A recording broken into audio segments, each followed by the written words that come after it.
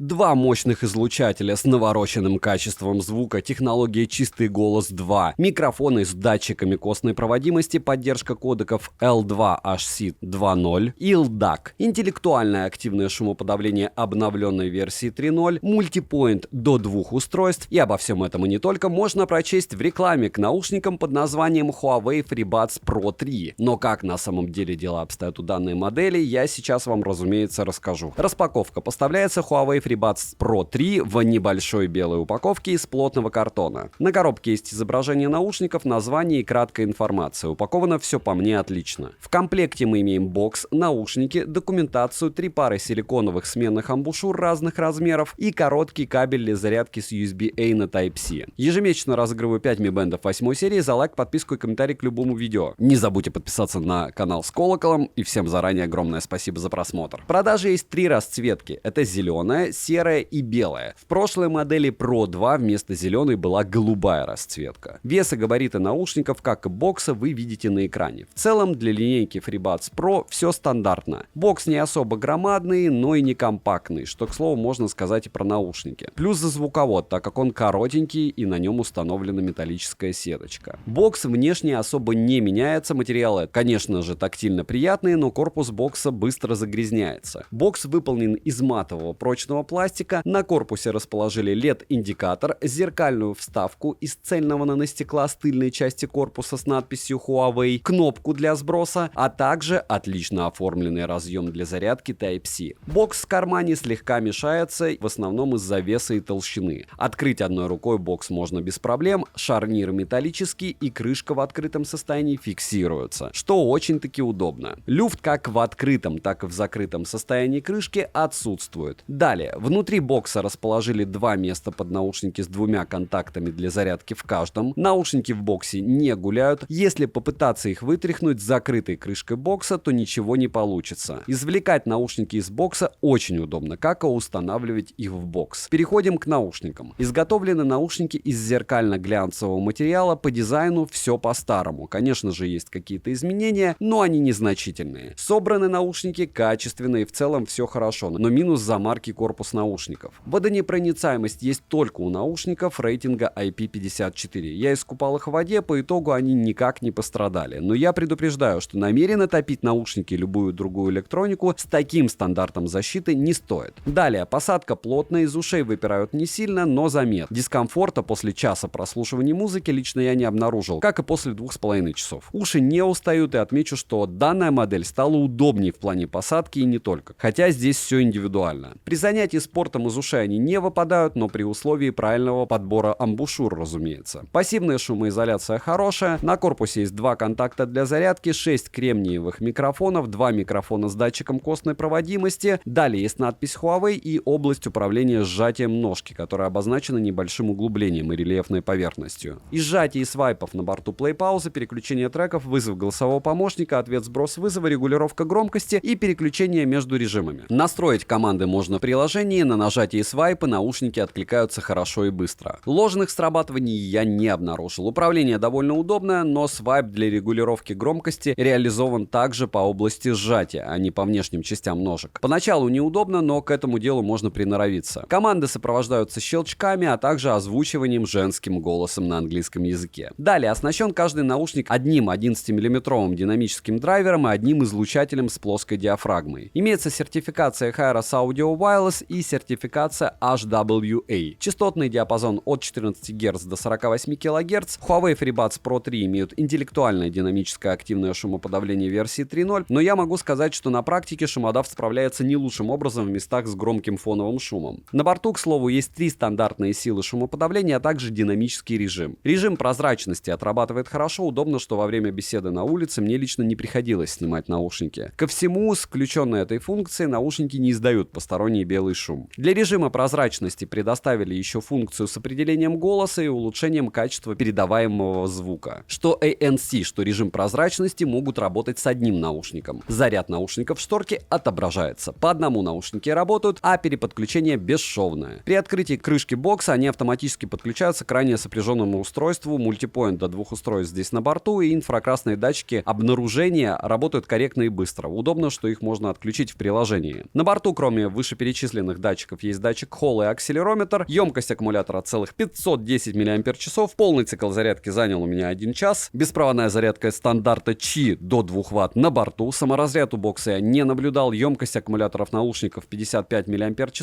Полный цикл зарядки 45 минут. Тест на автономности я проводил при 70% громкости без активированного активного шумоподавления по кодеку LDAC. И 100% заряда хватает примерно на 4 часа 35 минут. Почему примерно так? Потому что наушники разряжаются неравномерно. Для полноценной настройки девайса нужно установить приложение Huawei AI Live. В приложении на главной странице с наушниками мы имеем заряд наушников и бокса по отдельности в процентах. Далее есть окошко мультипоинта, окошко с переключением режимов, вкладка с 2 режимами, такими как приоритетное качество звука, в котором включается кодек LDAC, и сбалансированный режим со стандартными кодеками, но с более стабильной связью. Для персонализации звучания производитель предоставил хорошо настроенные 6 эквалайзеров и даже кастомный 10-полосный эквалайзер. Отмечу, что на эквалайзер наушники не откликались долгое время, даже после недавнего обновления прошивки. Проблема никуда не делась. Но после того, как я переподключил наушники к смартфону, предварительно удалив все Bluetooth-устройства, с которыми смартфон был в паре, эквалайзеры заработали. И это, конечно, странно, но факт. Далее в приложении есть звуковой поиск наушников, проверка посадки, обновление, включение режима низкой задержки и звукового сопровождения у бокса, но в паре со смартфонами Redmi я не нашел применения этой функции. Летим дальше. Bluetooth версии 5.2, как и в Pro 2, странно, что не 5.4, из кодеков на борту SBC, AAC и LDAC, в связке со смартфонами Huawei на операционной системе EMUI 10 или выше доступны такие функции, как сопряжение при приближении и кодек L2HC версии 2.0. Через две стены наушники не отваливались, но встречаются фризы. Задержка на YouTube незаметна. В играх задержка с включенным игровым режимом приемлема и играть довольно комфортно. Примеры вы сейчас увидите на экране.